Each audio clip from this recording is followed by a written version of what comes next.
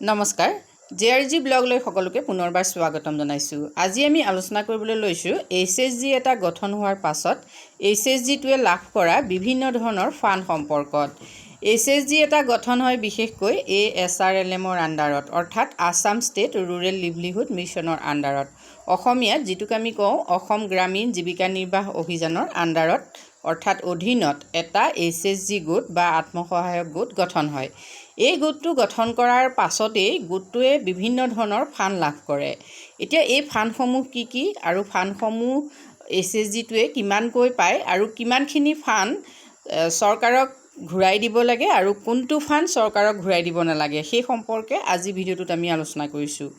প্ৰথম আহিলে SHG এটা গঠন হোৱাৰ লগে লগে SHGটোৱে পোৱা প্ৰথম ফাণ্ডটোৱেই হ'ল SRF অৰ্থাৎ ষ্টাৰ্টিং ৰিভলভিং ফাণ্ড। এই ষ্টাৰ্টিং ৰিভলভিং যিটো ফাণ্ড এই ফাণ্ডৰ পৰিমাণ হ'ল 1500 টকাৰ পৰা 2500 টকা। এতিয়া যিটো SHGয়ে 1500 টকা পায় তেওঁলোকে যিখিনি মিনিমাম বস্তু SHG এটা চলিবৰ বাবে লাগে, আমি ধৰি ল'লোঁ যেনেকৈ SHG এটাক লিখা মেলা কৰাৰ কাৰণে কলম লাগিব, আঁচ পৰাৰ কাৰণে পেঞ্চিল লাগিব, স্কেল লাগিব, তাৰ লগতে কেলকুলেশ্যনৰ বাবে এটা কেলকুলেটৰ লাগিব, এনেকুৱা ধৰণৰ সৰু সৰু যিবিলাক বস্তু সেই বস্তুখিনি ক্ৰয় কৰিবৰ বাবে যিটো ফাণ্ড দিয়া হয় সেইটোকে কোৱা হয় SRF।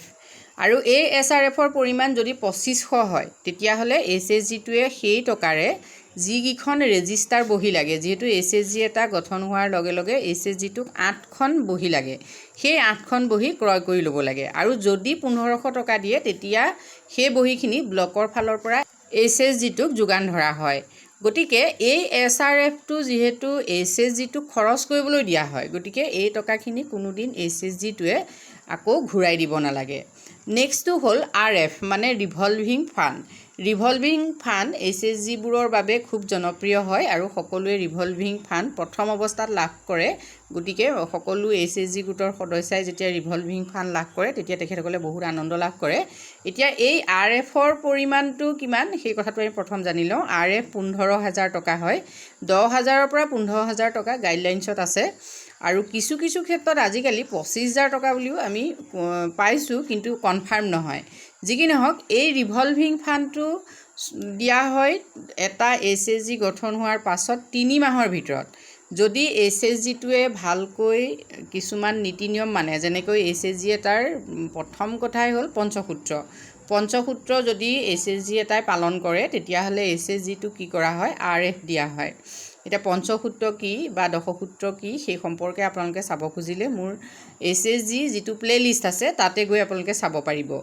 এতিয়া চাওক, এটা SHGয়ে নীতি নিয়মেৰে যদি 3 মাহ সময় পাৰ কৰে, সকলো ধৰণৰ SRLMৰ ফালৰ পৰা বান্ধি দিয়া ৰুলছ এণ্ড ৰেগুলেশ্যন পালন কৰে, তেতিয়া সেই SHGটোক RF দিয়া হয়।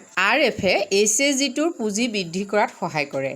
এতিয়া এই RFটো পোৱাৰ পাছত SHGৰ যিসকল সদস্যা তেখেতসকলে আভ্যন্তৰীণ ঋণ গ্ৰহণ কৰিব পাৰে বিশেষভাৱে। এতিয়া RFৰ পৰিমাণ কিমান ইতিমধ্যে আপোনালোকক কৈছোঁ। এই RFটো ৰিভলভিং ফাণ্ড হয়। এই ফাণ্ডটো কি হয় SHG গোট এটাৰ স্থায়ী ফাণ্ড। এই ফাণ্ডটো SHG গোটটোৱে ঘূৰাই দিব নালাগে। গতিকে এইটো এটা SHG গঠন হোৱাৰ পাছত SHGটোলৈ অহা বিনামূলীয়া ফাণ্ড হয়, ইয়াত কোনো ধৰণৰ সুত নাথাকে। নেক্সট আহিলে কমিউনিটি ইনভেষ্টমেণ্ট ফাণ্ড। এতিয়া যদি SHG এটাই 6 মাহ সম্পূৰ্ণ কৰে, দশসূত্ৰ পালন কৰে, তেতিয়াহ'লে SHGটোক কমিউনিটি ইনভেষ্টমেণ্ট ফাণ্ড দিয়া হয়। কমিউনিটি ইনভেষ্টমেণ্ট ফাণ্ডৰ পৰিমাণ হ'ল 1,10,000। এই 1,10,000 টকা যিহেতু SHG এটাই কমিউনিটি ইনভেষ্টমেণ্ট ফাণ্ড হিচাপে লাভ কৰে, এতিয়া SHGটোৰ যদি মাইক্ৰ' ক্ৰেডিট প্লেন প্ৰস্তুত কৰা হয় তাৰ পাছতহে কিন্তু SHGটো কমিউনিটি ইনভেষ্টমেণ্ট ফাণ্ড দিয়া হয়। এতিয়া মাইক্ৰ' প্লেন প্ৰস্তুত কৰাৰ পাছত SHG এটাই কি কাম কৰিব, যিহেতু তেওঁলোকে সেই ক্ষেত্ৰত নিশ্চিত হৈ পৰে। গতিকে কমিউনিটি ইনভেষ্টমেণ্ট ফাণ্ডটো পোৱাৰ পাছত SHGটোৱে সেই ফাণ্ডটোৰে বিভিন্ন ধৰণৰ সৰু ক্ষুদ্ৰ প্ৰতিষ্ঠান বা উদ্যোগ বা যিকোনো ধৰণৰ উৎপাদনমুখী কাম কৰিব পাৰে, অৰ্থাৎ আজীৱন জীৱিকা নিৰ্বাহৰ এটা পথ উলিয়াই ল'ব।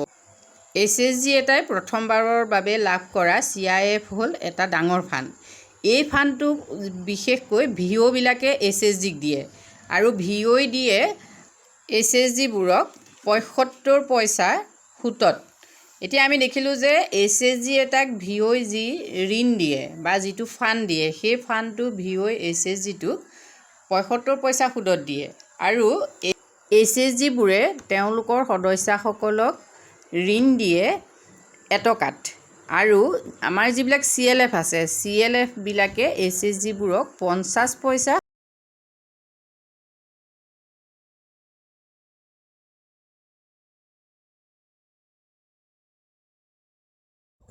সুদত ঋণ দিয়ে। এতিয়া SHG এটাই তেনেহ'লে SRF আৰু RF এই দুয়োটা পুঁজি ঘূৰাই দিব নালাগে, কিন্তু CIF SHGটোৱে ঘূৰাই দিব লাগে। অৰ্থাৎ কমিউনিটি ইনভেষ্টমেণ্ট ফাণ্ড SHG এটাই পোৱাৰ পাছত সেই টকা সম্পূৰ্ণৰূপে ঘূৰাই দিব লাগিব ভিউক আৰু তেওঁলোকে তাৰ লগত সুদখিনিও পৰিশোধ কৰিব লাগিব। এতিয়া CIFৰ এটাই মাত্ৰ SHGটোৰ বাবে প্ৰফিট হয়, সেইটো হ'ল কি যিহেতু CIFটো SHGটোৱে SHGটোৰ সদস্যসকলক 1% সুদত দিলে, অৰ্থাৎ এটকা সুদত দিলে CIF আৰু SHGটোৱে ভিওক দিলে 75 পইচা, মানে সুদ হিচাপে 75 পইচা দিলে। এতিয়া এই এটকা সুদৰ পৰা 75 পইচা দিলে আৰু 25 পইচা কি হৈছে SHGটোৰ হাতত থাকি গ'ল। গতিকে SHGটোৰ হাতত এনেকৈ কি হৈছে পুঁজি বৃদ্ধি হয়। তাৰ পাছত সেই 75 পইচাটো আকৌ কি হৈছে ভিওক দিলে। গতিকে ভিঅ'ই তেনেকৈ কি হৈছে সুদ হিচাপে তেওঁলোকৰ পুঁজি গঠন কৰিলে। এনেকৈ কি হয় SHGবিলাকে তেওঁলোকৰ পুঁজি গঠন কৰে, ভিঅ'ই পুঁজি গঠন কৰে আৰু CLFে পুঁজি গঠন কৰে। ঠিক আছে, এতিয়া আমি দেখিলোঁ যে SHG এটা SRF পায়, RF পায়, CIF পায়। ইয়াৰ পাছত আহিলে CCL কি? CCL হ'ল কেছ ক্ৰেডিট লিংক। যেতিয়া SHG এটাই CIF পায়, CIF পোৱাৰ পাছত যদি SHGটোৱে ধুনীয়াকৈ CIFটো ব্যৱহাৰ কৰিব জানে আৰু ভিঅ'ক সময়মতে ঘূৰাই দিব পাৰে, তেতিয়াহ'লে SHGটো কি কৰা হয় কেছ ক্ৰেডিট লিংক লগাই দিয়া হয়। অৰ্থাৎ SHGটোৱে বেংকৰ পৰা ঋণ গ্ৰহণ কৰিব পাৰে। এতিয়া SHG এটাক বিশেষকৈ বেংকৰ পৰা 7% সুদত অৰ্থাৎ 7 টকাত কি হৈছে 7 টকা সুদত ঋণ দিয়ে।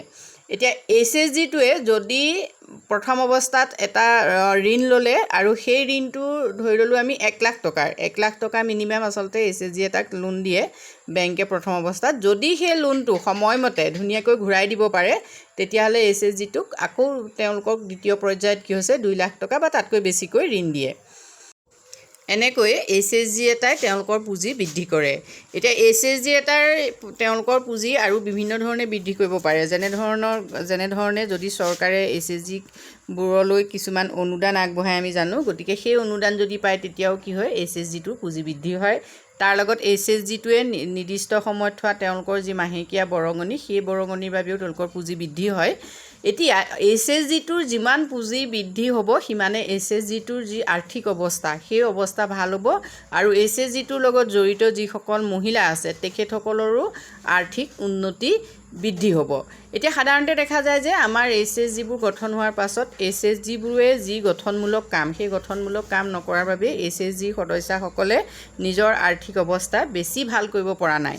মানে যি আত্মনিৰ্ভৰশীলতা অৰ্জনৰ যি লক্ষ্য SRLMৰ জৰিয়তে SHG গঠন কৰি সেই যি লক্ষ্য সেই লক্ষ্যত উপনীত হ'ব পৰা নাই। যদি SHGবোৰে তেওঁলোকৰ এই পুঁজি তেওঁলোকে পৰিকল্পিতভাৱে ব্যৱহাৰ কৰে, তেতিয়াহ'লে তেওঁলোকৰ SHGটো বহনক্ষম হোৱাটো নিশ্চিত।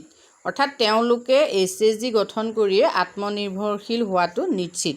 গতিকে SHGৰ লগত যিসকল জড়িত আছে বা যিসকল এতিয়াও জড়িত হোৱা নাই, তেখেতসকলে SHG এটা গঠন কৰি কেনেকৈ আত্মনিৰ্ভৰশীলতা অৰ্জন কৰিব পাৰি বা SHG এটা কেনেকৈ চৰকাৰে সহায় কৰি আছে সেই কথাখিনি জনাৰ পাছত নিশ্চয় SHG এটা গঠন কৰি তেওঁলোকে আত্মনিৰ্ভৰশীল হ'বলৈ চেষ্টা কৰিব পাৰে। আজিলৈ ইমানেই, ধন্যবাদ।